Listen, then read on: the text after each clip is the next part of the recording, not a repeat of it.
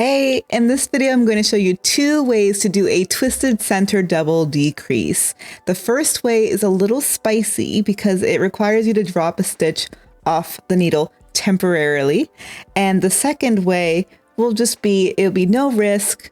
It'll be for those of you who just can't handle a stitch hanging off your needle for a moment. But I encourage you to watch both ways and then decide for yourself which way is your favorite. Now, a twisted center double decrease looks like this. This is the center stitch, and my stitches are decreasing into that center column there. So it's neither a left leaning nor a right leaning decrease. It just stays straight along the center spine that we're creating. And also, like the name implies, it's a twisted center double decrease. Rather than a regular knit stitch, it'll have the right leg in the front like a twisted knit stitch does. All right, let's get right into it. I'm going to do my first twisted center double decrease over these 3 stitches right here. This stitch, the second stitch in the 3, is going to be the one that continues up the center, and the other 2 on either side are going to be decreased behind that one stitch. So to do the spicy version of the twisted center double decrease, you might need to be a brave soul, but I encourage you to try it. Just try it. Just once, please. All right. We're going to start with the yarn in back. Now, you may or may not have a stitch marker in the middle of your stitches that you're decreasing. I like to have that so I know, hey, this is where I'm about to decrease. I need to decrease before that marker. But you might not need that. So do what feels best for you here. But my maneuvers will require removing the marker in between. But if you don't have a marker, then you don't need to do that step. So once again, with my yarn in back, I'm going to insert the right needle purlwise into the second stitch on the left needle. So that's just like this, okay? That's purlwise into that second stitch. Now I'm going to carefully, very carefully, slip both these stitches off the left needle. And then I'm going to catch that stitch here with my left needle quickly. Okay, so we're going to do that all in one fell swoop. Let me get myself situated. And you can even pinch the base of those stitches so you don't lose it. All right, so we're going to remove them both off the left needle and then quickly catch that first stitch with your left needle again. That wasn't so bad, was it? So now that we've done that, we're going to slip one stitch knitwise with the right needle. Okay. So now they're both on the right needle again, but they're just in opposite order. The stitch that was previously on the right of the center stitch is now on its left.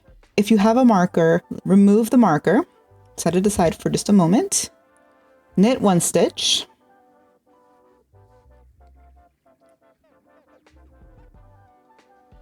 and then we're going to pass both of these slip stitches right here. So again, the first 2 stitches, we're going to insert our left needle tip into the fronts of those stitches and then slip them over the first stitch on the right needle and off the needle. Just like that. And now we only have 1 stitch where we had 3 previously. If you had a marker, go ahead and put it back and then continue to work the rest of the row around until the next time you have to do the decrease. I'm going to go ahead and do that now, and then I'll meet you back here to show you the other version of this decrease. I am now ready to do the other version of the twisted center double decrease. So once again, I have knit to just 1 stitch before my center stitch. So these are the 3 that I'm working the decrease over. And now I will say that this version of the decrease is a little less spicy, but it also has a little more legwork to get to the same result that we got with the first version.